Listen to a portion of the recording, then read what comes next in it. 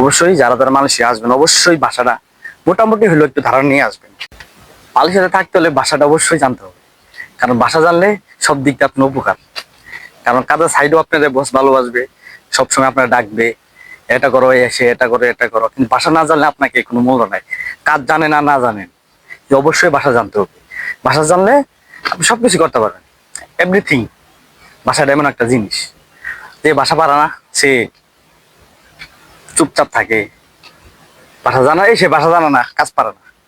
ভাষা জানেন, কাজ পারেন না, না পারেন, কোনো সমস্যা নাই।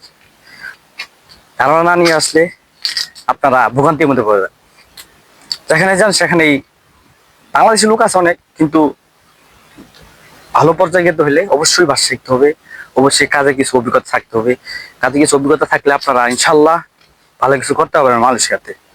কিন্তু আমরা এমন তেমন কিছু ভালোবাসা কি ভাষা ভাষা পারি না, এর জন্য আমরা ভালোভাবে ইনকাম করা যায় না। ভাষা জানবেন, ভালো ভালো ইনকাম করতে পারেন, টাকা প্রচুর টাকা ইনকাম করতে পারেন। ঠিক আছে, তো সবাই ভালো থাকে।